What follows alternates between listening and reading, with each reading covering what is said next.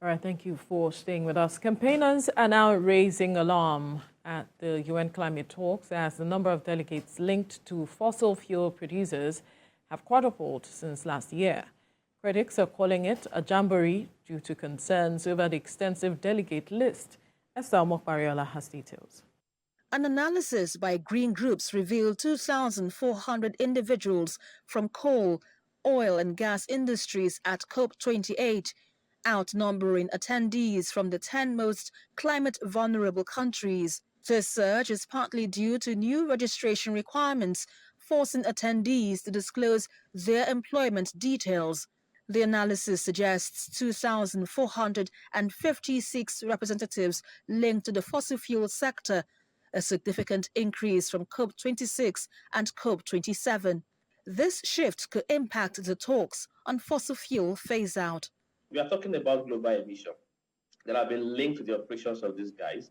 And then you also have them decide on what policies to advance. I mean, this is going to be for their interest.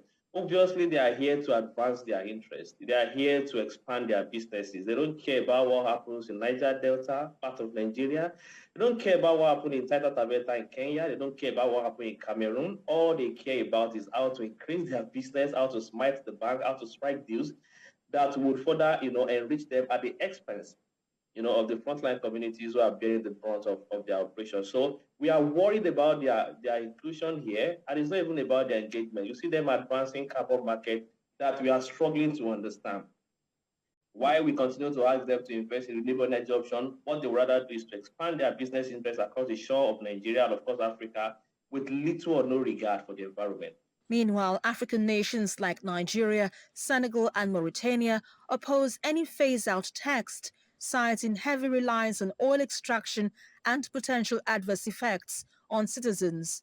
Some climate and energy campaigners call for a fossil fuel phase-out with stronger global commitments, urging increased investment and public funding for renewable energy in African countries.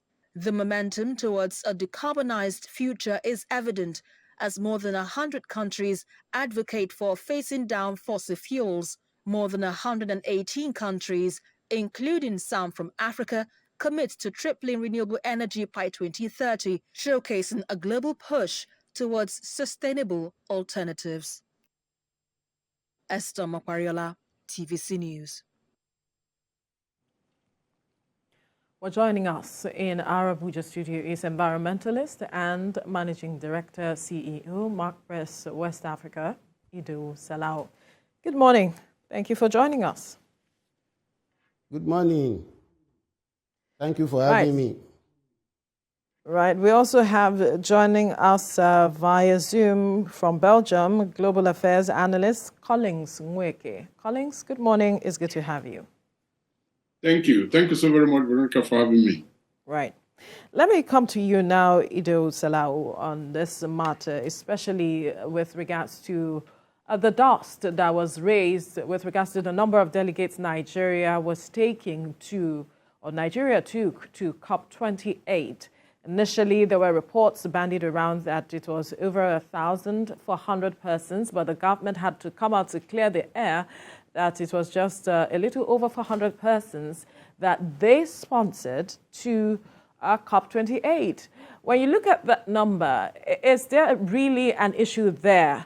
And would you say that that number was too much or too small with regards to the challenges we are facing when we're talking about climate change? Thank you, Veronica. You see, I think we should just thank our policymaker and particularly Mr. President for giving us the opportunity to attend COP28. COP28 has been in existence for a long time. And this noise about COP28, because of the large contingent or this or that, I believe I'm supposed to be there.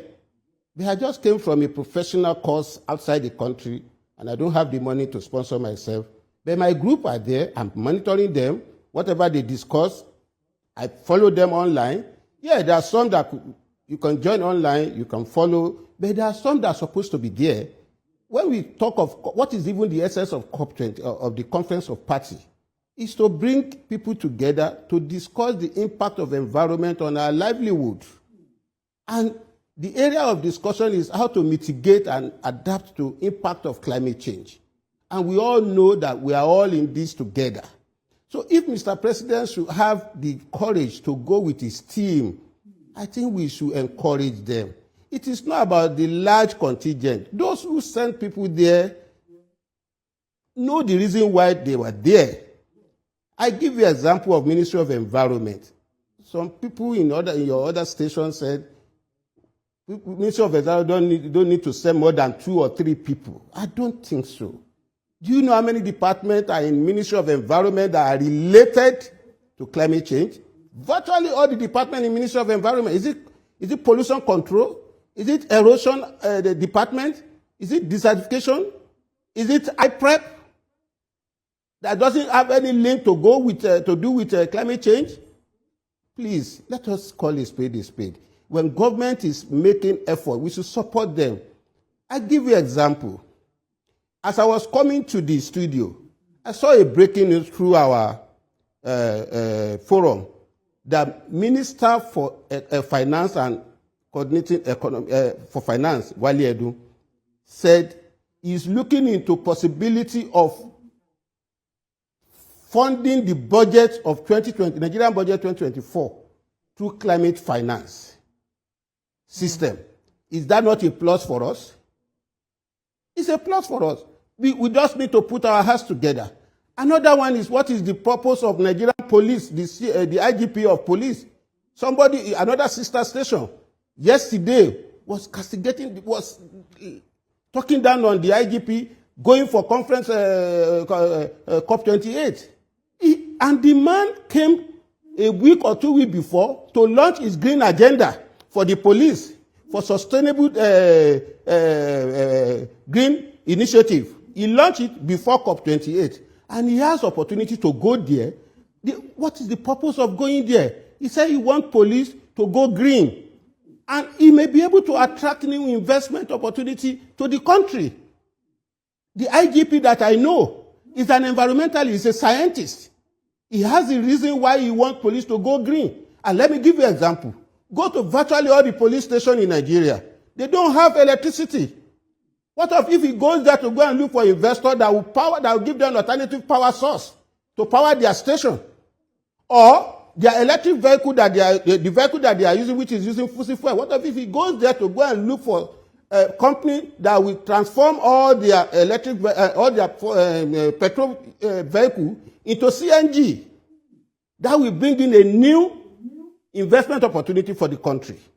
So it is not about the number. It's about what is the purpose of going there. Now, let's look at fighting insurgency, fighting crime.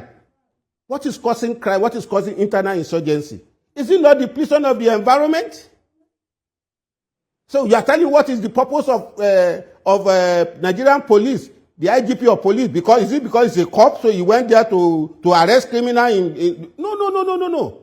That's a visionary leader. These are the type of people we want in our society to lead us in our agency and ministry, so that we get the dividend. Because the climate fund now is one of what is going to give a breathing opportunity in the financial sector for us to build the gap of infrastructure development that we are talking about. So look at Tokema Kinwa that everybody is condemning.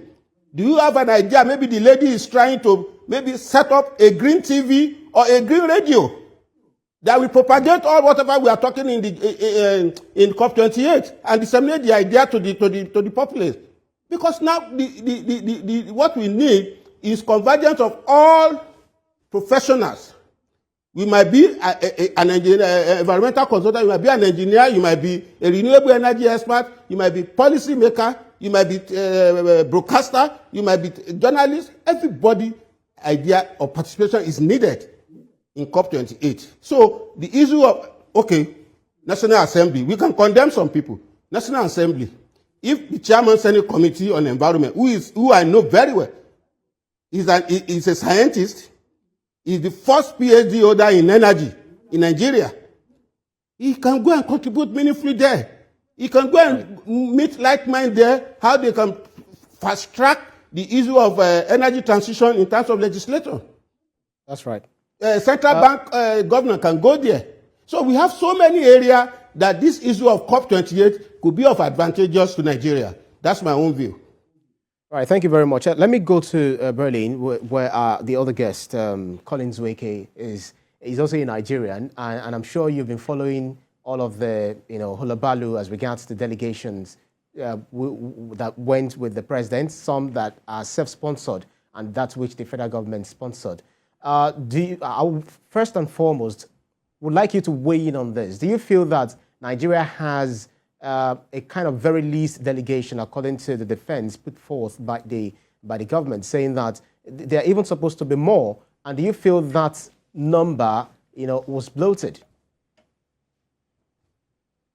Well, thank you, Ibrahim, for having me. Good morning, Veronica. Well, honestly speaking, I cannot speak authoritatively to the number in terms of the justification. I don't know. I'm not conversant with the reasonings that went into it. But one thing I would say is that the politics of presence is very, very important. Okay. Now, for me as well, but this is basically up to the government to, review all the commentaries that have been coming out and, sincerely admit to themselves what they ought to have done differently and what they will do differently in the future. But suffice to say that in a conference of this nature, I believe that the preparation in the run-up to the conference is a lot more important than huge number that shows, that shows up there, even as, politics of presence is very, very important.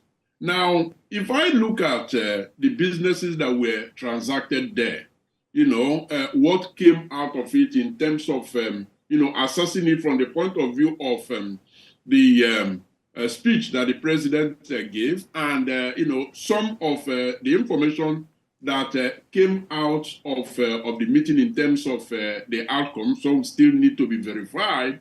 I believe that the preparation appears to be fine.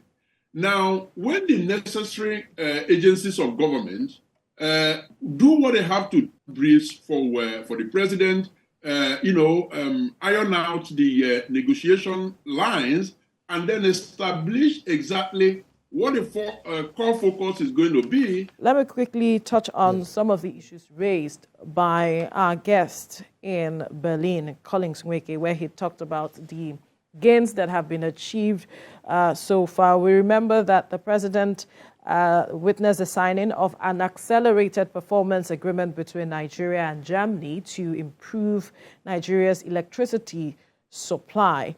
And then he also participated in a high-level meeting with stakeholders and investors on the Nigeria carbon market and the electric buses rollout program. And we also see the Minister of Humanitarian Affairs also backed a deal with the UAE to provide humanitarian response stations across Nigeria when we need them. And we also saw Lagos State also signing a deal, and Lagos State planning waste conversion projects and securing funding as well at COP28. Let's get your perception of all of these deals and how critical they are to moving the nation forward. Well, we are still yet to get more. We will get more. Negotiation is going on. Let's wait to the end of... but the one that we have received information, that of Lagos State, is a welcome development. But I want Lagos State to know one thing. What you are looking for in Sokoto is in Sokoto. Yes. They have the resources here. African Development Bank already opened their window for climate finance infrastructure to be maybe accessed by any interested public or private. You don't need to go to COP28 before you get that. Just work with the right people who will give you the right direction. He said he got, the governor said, advanced waste collection. Yes. Forgetting that Lagos was the first during the administration of the current president to introduce private sector participation in waste collection. He himself was a special advisor there. He knows what we did. By now, they should not be talking about waste collection any longer. If they have done the right thing, they should be talking about advanced, the one that is said, waste to energy. Have they done feasibility study? That will make this investor to know that what venture they are coming to invest in is profitable. What is the combustible nature of our waste? We have not been separating waste. Is it that we cannot do waste to energy? Ethiopia is the first country in Africa to do waste to energy. About 1,400 tons of municipal solid waste is being burned every day to convert their waste to electricity to power some suburb area in Addis Ababa. That's about $120 million project. Lagos State has opportunity of doing that long time ago. The present president, Governor Bola, when he was the governor of Lagos State, was the first person to go into agreement with private sector for climate change mitigation adaptation project. Go to Eco Atlantic today and go and see. We need a visionary leader that will attract. You see, this fund is not like this. Let me just tell you. Humanitarian Affairs Minister said she has been able to partner with UAE. That is not what I'm expecting. What I'm expecting is more than that. Yeah, it's a good direction, it's a good way. Yeah, fine, if they donate through grants. Yeah, let me just tell you the working of this climate fund, how it works. The fund, in fact, the loss and damage fund that we are talking about, the way they are going to execute the operation is not yet on the table. But now they have agreed that they are going to give it to World Bank. World Bank has a stringent policy in disbursing funds for project development. And I think Nigerian government needs to now start putting its house in order, how we can put infrastructure in place in terms of instrument of intervention that we need to be able to attract this fund. Private sector must work with public sector. Climate fund processes and sources, let me just explain, educate the public in this way. That fund is put aside to aim at funding climate change impact, project that's reducing climate change impact in terms of mitigation and adaptation. Now, this fund takes care of sectors like advanced transportation, waste management, water, and renewable energy. It is high time we start putting in place private partnering, and it is private sector driven. Even though the money is being put together by public and private sector. I think it's high time we have our own green bank in Nigeria, green development bank. That will be a kind of bank that will be the interface with the World Bank for us to be able to utilize this fund very well. Why do we have to be running to bank that will give us loan at 20-something% to execute projects that are sustainable, that we cannot even meet up in terms of repaying the loan? But if we have a development bank in Nigeria that its own responsibility is to tackle the impact of climate change, and that is what the climate finance is all about. African Development Bank will work with us. All other multilateral banks will work with us. Central Bank will be able to, and thank God, Central Bank recently is saying they want to improve the capital base of banks. Maybe some bank will merge and become Green Development Bank of Nigeria. I'm going to make sure I work with the legislator because luckily I have a friend who happens to be my schoolmate that I can discuss lobby to discuss with the executive for us to that bank to be established in Nigeria for us to be able to access this climate finance fund easily at low digit interest rate. This is kind of thing I think we should be looking at as part of derivative that will come from this climate COP28. That's one. For project development, Mr. President, I think he has used his wisdom. And you see, we don't take Mr. President serious. Even during this campaign, when a journalist accosted him on the road and said, Mr. President, what is your climate change agenda? And the man said, for climate change, he used one idiomatic expression, church rat, Holy Communion, and this and that. And people started laughing at him. He has gone to COP28 to evoke the church rat, Holy Communion now. And this is what the whole world is now following in the loss and damage fund. That is his agenda then. So, and don't forget, Mr. President was the first person in Nigeria to introduce environmental policing through the instrument of government. And all this, we have leaders now, so let us support them. So we have a lot to gain from the COP28 if we put our house in order. So Ministry of Humanitarian Affairs, Nigerian Police, Ministry of, okay, ask me what is the relevance of solid mineral minister in COP28. Very relevant, because now everybody is going into solid mineral development as alternative to fossil fuel. Now, solid mineral, if we start exploring and exploitation of solid mineral, the way, if we change the nature of what we are doing before, the narrative, we'll be able to get investors who will come and do mining in a very broad way, safety and environmental friendly and sustainable way. Not the one that artisanal miner are destroying all our environment, creating abandoned mining sites.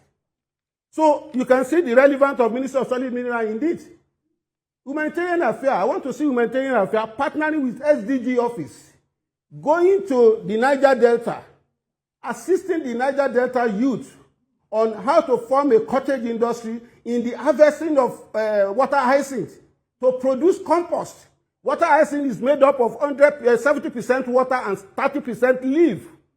We can form it, we harvest it, we remove the leaf and process the leaf, it becomes organic compost. Mr. President said he's going to recharge Lake Chad. He has been in his agenda. Now, in COP28, United Arab Emirates has just pledged money for funding of water scarcity solution. We can access that. There are so many of that. The same United Arab Emirates has pledged to pump money into electric vehicle and CNG gas for the whole world to tap into. These are areas that are very germane and that we can make access to get the climate fund from it. Right, Mr. Collins, let me quickly come to you. The question that I asked earlier, I'm trying to do a follow-up on it. Talking about the delegations to these climate change, you know, the UAE seems to have the largest, over 4,000 delegations. Brazil, more than 3,000. China, Nigeria, you know, well over 1,000. Indonesia, 1,229. Japan, 1,067. Turkey, 1,045. But then North Korea has got 2. Nicaragua has got 6. Eritrea, 7. And Liechtenstein and Moldova, they've got 8 each.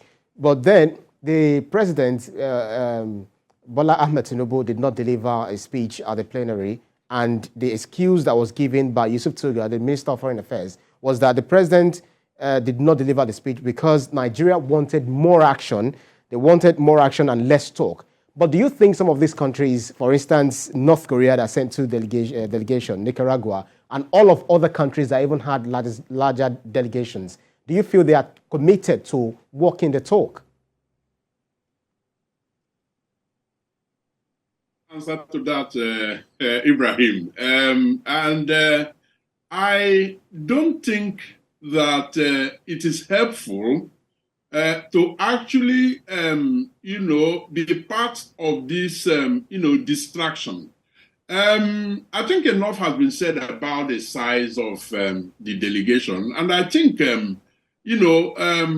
focusing so much on it has the risk of taking attention away from what was done in terms of preparing, what was done while there, and then implementation in terms of follow-up of the commitments and the realizations, the accomplishments of the conference. Now, Nigeria couldn't have sent 10 delegates there. It's untenable. The size of the country doesn't support such reasoning. Whether it was okay to send just over 400 official delegates and additional, 600 or so, I wouldn't know. I wouldn't know what the right size is. But what is important, and from what we can see, there was sufficient preparations based on the speech given by the president. Number 2, there was a clear understanding of what Nigeria wanted to get out of the conference of parties, from the sort of peripheral issues that they dealt with. And then, very, very importantly, there was also this whole idea of reparation that Nigeria had, in fact, Mr. President had always talked about that right from the very beginning. And then also rejigging the financial instruments, okay, because it is tilted against Nigeria. These are issues, that he is passionate about, and COP28 offered opportunity to follow up on some of those matters. For me, those are the most important things to concentrate on rather than decide. The government should be honest enough to do an evaluation of the number of people that they took there, and come up with a decision whether it was too much or otherwise, and then make an amend going forward. So the president also signed an agreement with Olaf Scholz, as the Chancellor of Germany, to increase the capacity of 12,000 megawatts within 3 years. But then this PPI project was first introduced, first entered into in 2019 by the former President Buhari's administration, and then is to be implemented in 3 phases, but has yet to see the light of day, although they've started the works. Are you optimistic that this administration will be able to pull it through? Well, there are signs that they would. I mean, if you asked me this question in 2019 when, President Buhari signed the deal, I would be optimistic as well. So I am optimistic. And then if you look at the fact that, they identified that the delay is dangerous, and then they signed what they call accelerated implementation agreement, also for rural electrification. So, I mean, if you go by what, that with the information that we have seen and the purposefulness, then yes, there are reasons to have renewed, optimism that, this will now be speedily implemented. And I believe also that other areas, for instance, the biggest polluters, charging them, the United States, China, and the rest of them, charging them to, put more out in terms of resources to facilitate activities going on in countries like Nigeria that is, less of a polluter. Because come to think of it, 6% of, gas emission, global average of gas emission is put at 6%. Nigeria is at 1%, just a mere 1%. So the point is that, the mitigation efforts and then adaptation have got to be financed by the biggest polluters. And Mr. President took the time out to be very assertive about that. And, some very important commitments were made in that regard. I think those are the sort of issues that, we should concentrate on, and then talk about how government should now sit back after the COP28 and draw out an implementation and follow-up plan. Because, what has happened. You can only look forward, in my view. Right. And let me quickly bring that question now to Ido Salau on how to move forward from where we are now. We have signed some deals. We are hoping to get more deals. How do we move on from here, especially improving on the environment? Thank you. I want to buttress the point of my colleague on the other side. In moving on, let me give you an example from Lagos and Abuja and other cities in Lagos, how they can utilize this opportunity to improve the environment. Well, there was a study done in one of the papers I presented for World Habitat Day, United Nations World Habitat Day, about decarbonization of major cities, and Lagos was used as an example. And statistics came out that carbon emission in Lagos, 60% comes from transportation, 60%, 8% from charcoal, 30% from no, 1% from gas, 30% from cooking or something like that. And if they look at that statistics alone, they can start working towards improving decarbonizing Lagos. Now, 60% from public transportation. Its predecessors, starting from Asiwaju Bola Ahmed Tinubu, laid the foundation for public transport using the blue line and the red line. Thank God, he was the one, he now completed it. He should start thinking of how to do either green line or yellow line, use another corridor in his own time, using this climate finance infrastructure window that is available now. China just launched an electric train moving at a 460-something kilometers an hour. I'm not saying we should do that, but we can be thinking into that. We can have green economy in blue economy in Lagos. Do you know how many trailer comes into Lagos every day? 6,000, 3,000, 4,000 coming to carry consignment from Apapa. We can have green ports, green seaports, whereby all these trailers that are going into the Apapa port will be subjected to emission reduction standard. That's another new investment opportunity for Lagos and revenue for them. We can start tapping into old landfill to give us electricity, reducing the amount of methane gas that we are releasing to the atmosphere. It's there at the back of Secretariat, Olusosun dump site. So we have so many. We can start using Ministry of Humanitarian Affairs to go to IDP and using waste from sawdust. Unfortunately. Let me finish this, please. Waste from sawdust and sugarcane to make smokeless stove. Yes, thank you so much. So that's a fine so many areas they can. We must thank you, MD CEO, Mark Press West Africa, Idou Salau, for your contribution on the program, as well as from Belgium, Global Affairs Analyst Collins Nweke for your time as well. Gentlemen, thank you once again.